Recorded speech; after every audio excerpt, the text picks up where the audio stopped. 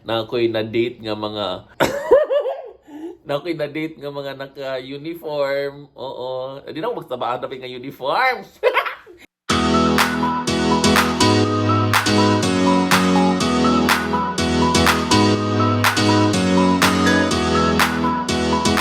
Hello! So, ginoo ko. Hello mga mads! Oo. Yes, maayong skin sa tanan diha, no? So, yes. Oh my gosh. Buntag na sapa. Fresh. Oh, ang at ngal diha. Dato ara. Anyway, guys. Nadumduman ninyo ni nga picture na akong gipost sa akong Facebook page. Kanto, na ako sa first year college o nako sa first year college ana no or second year ana narana na mga tuiga joker kay guys kay kanang dagwaya guys ako man ko dili ko anang yes bayot ko pero dili ko anang brabra di ko ga brabra then taas akong buhok kay gusto na ko i-try nga taas kong buhok kay sa pila ka years baya from grade school to college or high almost college bubob yung kong buhok yun so nagpataas ko gitry na ako. And ako hawak sa una, naa sa 28. 20, madumduman ako na, 27, 28, 29, nani nga nang mga hawak ka. Nadumduman na ako guys, mutindog lang sa dalag, kaya kumubok ikog short sa una, everytime gawas ko sa balay. Bisag gawas ko small, mubok ikog shorts yun. Mutindog lang ko skills dalag, kaya hulat og jeep, hulat og sa kay masakyan ba. Buang kayo kay namalimingon mga laki nga, psst, psst. Miga, asa ka paingon? Kadang miga na ito, muhala na pa ko nga, mutukar pa rin pagkabuang, muhala na akong galit nga. Sa unahan lang. O diba? Burikat sa di sa una. Pero you know what guys? Bisag nga na akong dagway guys niwang pution. Wapa kay dagway ana. Gitawag yung kong pangit. Oo, yes. Naay confident ningon og pangit sa kuha. Pero we're good. We're friends na karon although dili na ko siya istorya kung kinsa siya. Pero yes, gitawag kong pangit. Oo, gina ko niya sa una nga puti lang ka, di ka gwapa. Kana mga nga mga kuan ba, mga libak, mga insecurities ba. You know what guys, kana mga nga kailangan ginato na i-deal nga mga tao no. So gingnan ako siya nga okay. Di ko naging okay siya. Guys, mo ko'y mabuhat, mo ni panglantaw sa kuha.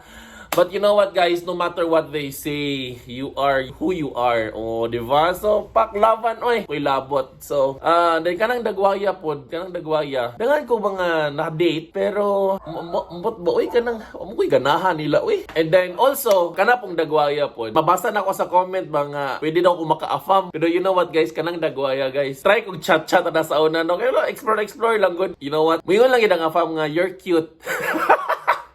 Pero, ang ending, wag yun. So ako, wala mong ko'y panahon magbilar. Although, nabilar ko before, pero most of the time, pag mula pa sa ganigalas, unsi katulgo, nagikay ko yun. Don't you know guys, nga during high school na ko, nga during grade school, high school years na ko, 8 o'clock palang katulgo na kay ko. So, splak na ko, may nga nang murasa. So, joker kayo, kay mingon lang ginang afam dayon nga, you're cute. Then, pag umanan na kay, wala na dayon, di na makikommunicate.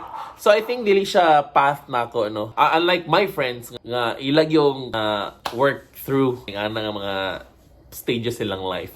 Pero kanang dagwaya pod guys, naputol na ng buhok nako by the time I started working at Jollibee. Oo, okay. Walagi, my nanay lost her job, advised for early retirement siya sa isa ka government agency or government office. She was asked to retire before siya mag-60. So, yes ma'am na. Oo, so I decided na mangita ko work eh. Wala na may work sa nanay, si tate, wala po yung work eh. Naputol po niyang kamot, right arm niya. So, ako, porsigido kay sa kinabuhi, nagpuputol ko buhok 2x3. Joke na pagigay guys kay anak ko sa barbero, abi mo sa barbero nga style na akong buhok. Anak ko nga, kuya, 2x3 akong buhok kuya. Oo, pagkaugma na, apply na yung trabaho dayon. Oh, munang ako nagtrabaho ko sa Jollibee for 3 years and 2 months. And then kanang ako sweldo sa Jollibee, mo nang akong pangtuition. Then sideline din ako dayon is gapang host day ko og event. So I started hosting kiddie parties.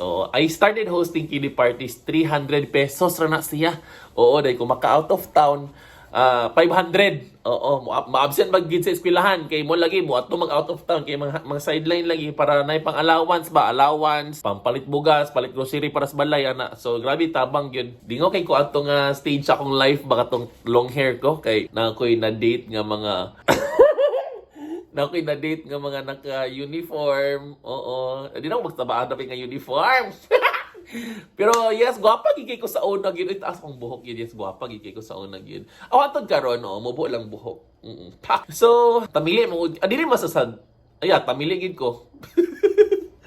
So anyway guys, the reason why I shared my personal Facebook page sa inyo, it's because I believe in a world full of algorithms, hashtags, followers, views, likes, reaction, shares, I know the importance of human connection.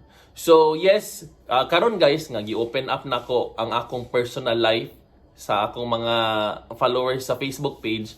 I hope nga magkita-kita ta.